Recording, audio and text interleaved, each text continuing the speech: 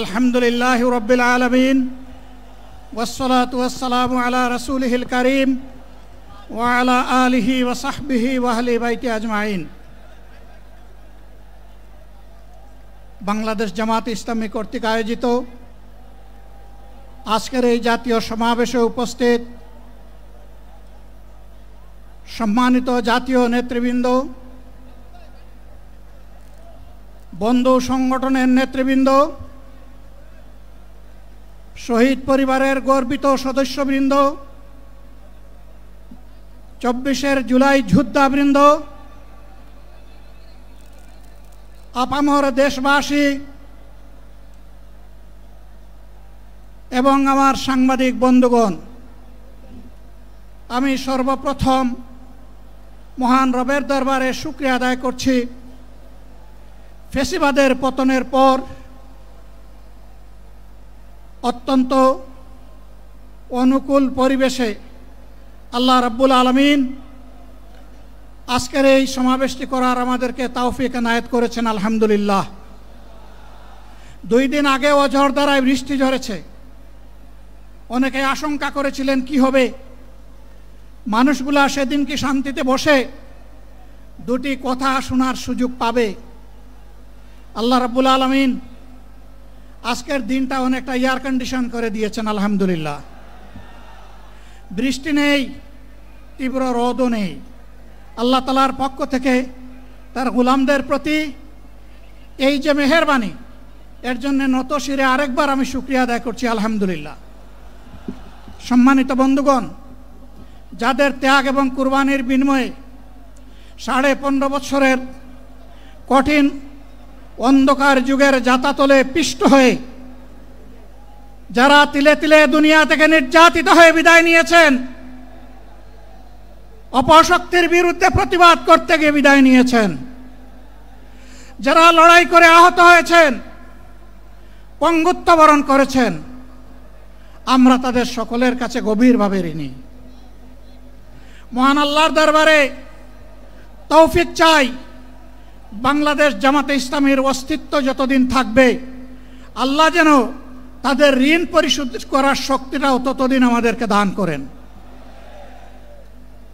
আমি গভীর পরিতাপের সাথে আপনাদেরকে জানাচ্ছি, আজকের এই বিশাল সমাবেশ আয়োজন করতে গিয়ে আমাদের 3 ভাই ইতিমধ্যেই দুনিয়া থেকে বিদায় গ্রহণ করেছেন।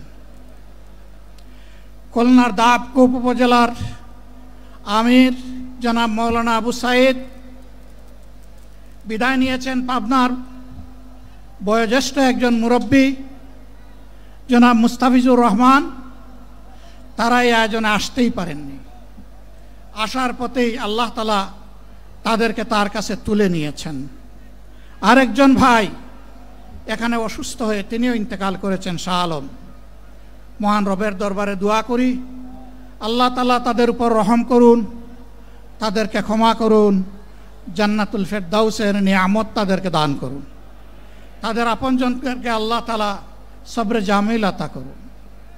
সম্মানিত ভাইয়েরা, আবু সাইদরা যদি বুক পেতে না দাঁড়াতো, এই জাতির মুক্তির জন্য যদি বুকে গুলি লুফে না নিত, হয়তোবা আজকের এই বাংলাদেশটা আমরা দেখতাম না। ইতিমধ্যে হয়তো আরো অনেক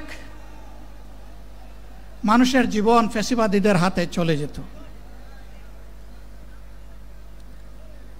24 জীবন বাজি রাখা এই যুদ্ধটা যদি না হতো, তাহলে আজকে যারা বিভিন্ন ধরনের কথা এবং দাবি দাওয়া পেশ করছেন, তারা তখন কোথায় থাকতেন? অতএব আসুন, যাদের ত্যাগের বিনিময়ে আল্লাহ তাআলার এই নিয়ামত পাওয়া, তাদেরকে যেন অবজ্ঞা এবং অবহেলা না করি। শিশু বলে তাদেরকে যেন তুচ্ছ তাচ্ছিল্য না করি। অহংকার বলে অন্য দলকে যেন তুচ্ছ তাচ্ছিল্য না করি। অরাজনৈতিক ভাষায় আমরা যেন কথা না বলি। যদি এইগুলো আমরা পরিহার করতে না পারি, তাহলে বুঝতে হবে যারা পারবেন না, ফ্যাসিবাদের রোগ তাদের মধ্যে নতুন করে বাসা বেঁধেছে। আমরা আশা করব। আমরা এগুলা করব না, কেউ এগুলা করবে না, বরঞ্চ রাজনৈতিক শিষ্টাচার রক্ষা করে জাতীয় ঐক্যের বীজতলাটা আমরা সবাই মিলে একসাথে তৈরি করব ইনশাআল্লাহ। সম্মানিত ভাইয়েরা, আসরের নামাজ আসন্ন, আরও অনেক বক্তা ছিলেন, তাদেরকে আমরা দিতে পারি নাই, আমরা দুঃখিত। এজন্য আমার লম্বা কথা বলার সুযোগ নেই। যারা এখানে কথা বলেছেন তারা আমার মনের কথাগুলোই তুলে ধরেছেন। আমি শুধু বলতে চাই, আগামীর বাংলাদেশটা কেমন হবে? আমি বলি আরেকটা লড়াই হবে ইনশাআল্লাহ। একটা লড়াই হয়েছে ফ্যাসিবাদের বিরুদ্ধে, আরেকটা লড়াই হবে দুর্নীতির বিরুদ্ধে ইনশাআল্লাহ। এই দুর্নীতির মূল উৎপাটন করার জন্য যা দরকার, আমরা তারুণ্য এবং যৌবনের শক্তিকে একত্রিত করে সেই লড়াইয়েও ইনশাআল্লাহ আমি জয়লাভ করব। প্রিয় ভাইয়েরা, জামাতে ইসলামী যে দুর্নীতিমুক্ত সমাজ গড়বে তার প্রমাণ কি? তার প্রথম প্রমাণ হচ্ছে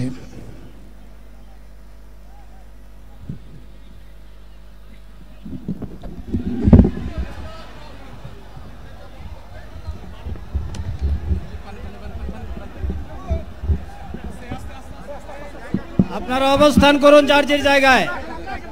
আপনাদের সবকিছু দেখার স্থান পরিবর্তন করবেন না, সবাই জায়গায় থাকেন, সবাই তার নিজ নিজ জায়গায় অবস্থা গ্রহণ করেন, সবাই তার নিজ নিজ জায়গায় অবস্থান গ্রহণ করেন। আপনারা নিজ নিজ জায়গায় থাকুন, প্রয়োজনীয় দিক নির্দেশনা দেওয়া হবে। আপনাদের উত্তেজিত উদ্বেলিত হওয়ার কোনো কারণ নেই। মহান রাব্বুল আলামিনের একান্ত মেহেরবানিতে আমাদের প্রোগ্রাম আলহামদুলিল্লাহ, শুকরান, আলহামদুলিল্লাহ কাসিরান। সম্মানিত ভাইয়েরা, আপনারা সম্মানিত ভাইয়েরা, আল্লাহ রাব্বুল আলামিনের রসের মেহমানিতে এই গরমের কারণে মাহফিল মুহতারাম আমিরে জামাত চিরাই সুস্থ হয়ে যাবেন ইনশাআল্লাহ। আমি আল্লাহ তাআলার শুকরিয়া আদায় করি, আল্লাহ তাআলার শুকরিয়া আদায় করি আবার আপনাদের সামনে দাঁড়াতে পেরেছি। আমি বলেছিলাম দুর্নীতিমুক্ত বাংলাদেশ ইনশাআল্লাহ সবাইকে নিয়ে আমরা গড়ব। আমরা কথা দিচ্ছি, বাংলাদেশ জামাত ইসলামী যদি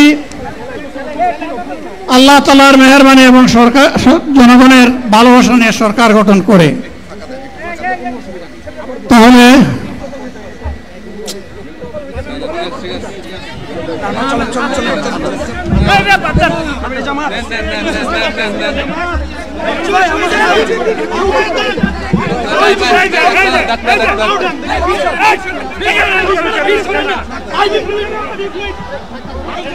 আপনারা নিজ নিজ জায়গায় অবস্থান করুন। আমাদের স্বেচ্ছাসেবকগণ আছেন, সংশ্লিষ্ট বিভাগের দায়িত্বশীলরা আছেন, তারা প্রয়োজনীয় ব্যবস্থা নেবেন। কারো মাইকের সামনে আসার দরকার নেই।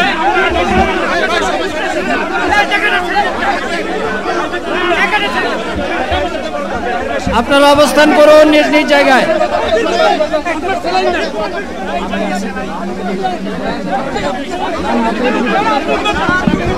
সবাই মেহেরবানি করে শান্ত হয়ে বসুন, শান্ত হয়ে বসুন, শান্ত হয়ে বসুন।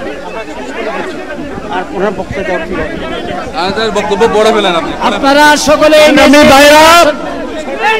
আমিরে জামাত একটুখানি অসুস্থ হয়েছেন, গরমের কারণে হয়েছে, কিন্তু উনি বারবারই চেষ্টা করছিলেন বক্তব্য দেওয়ার জন্য। ডাক্তাররা বলছেন ওনার আর বক্তব্য রাখা ঠিক হবে না। ওনার যে বক্তৃতা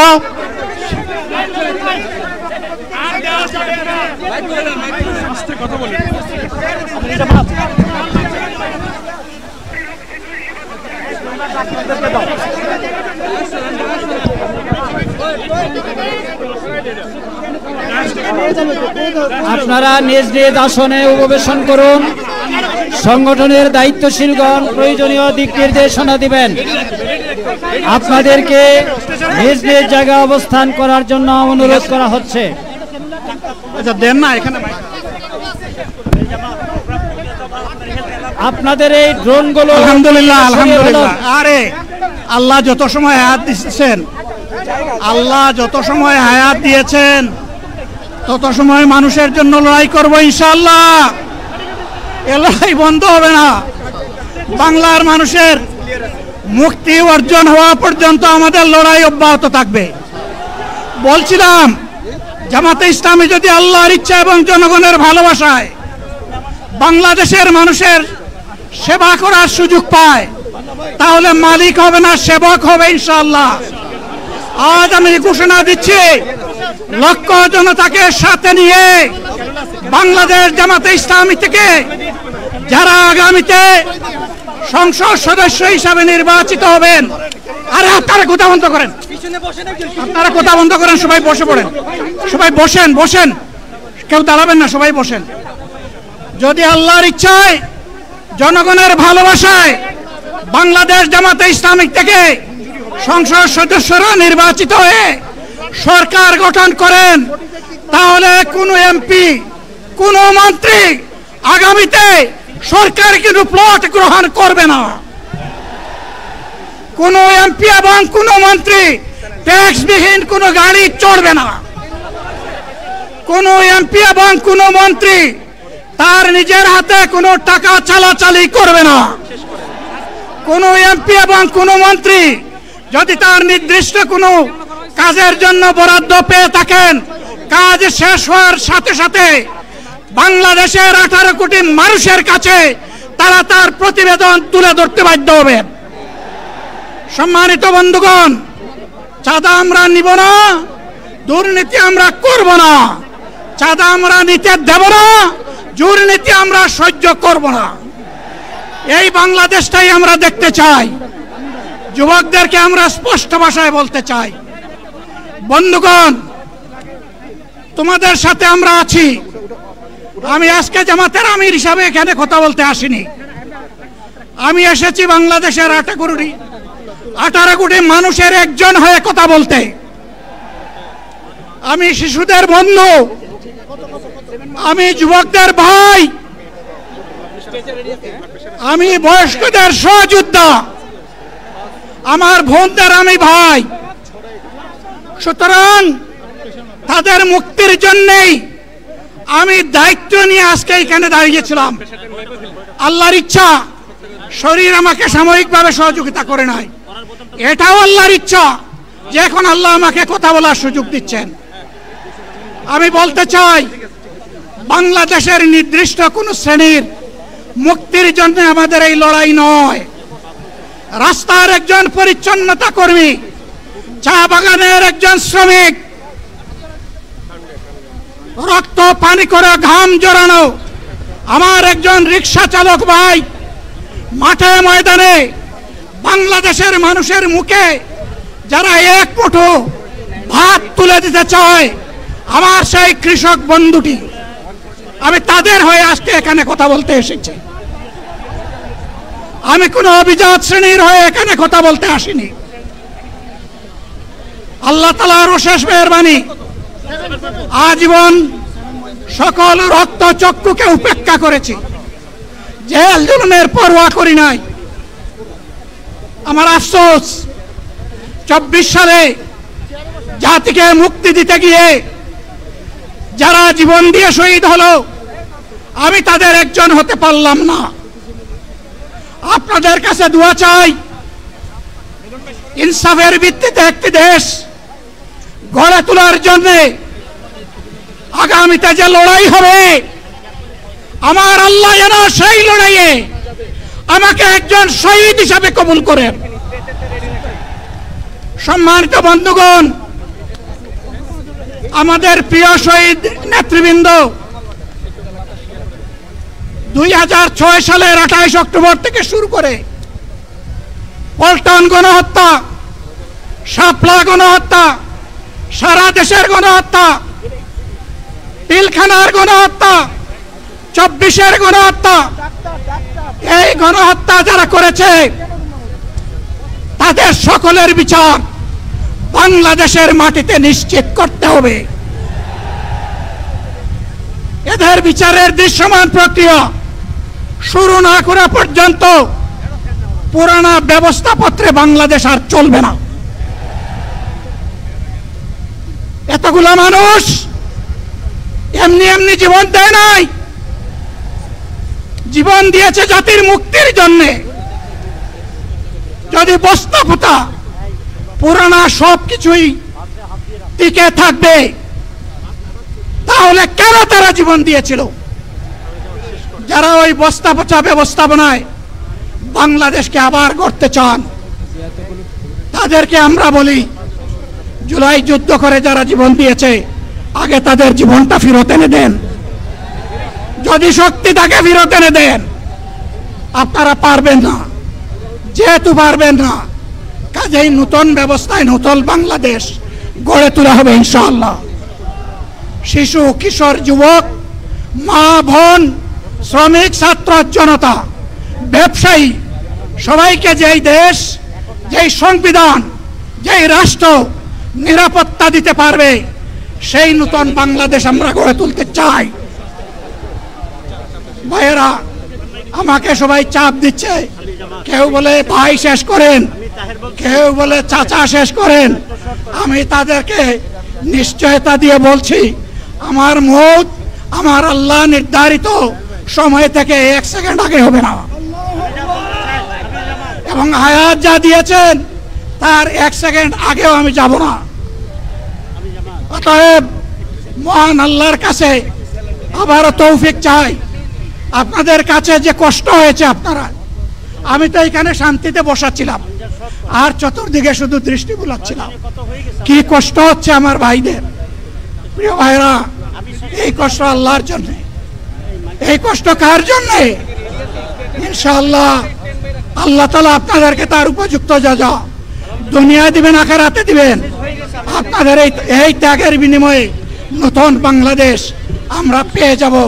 আসুন সেই নতুন বাংলাদেশের জন্য একবার স্লোগান দিয়ে শেষ করি, নারায়ে তাকবীর। আসসালামু আলাইকুম ওয়া রাহমাতুল্লাহ।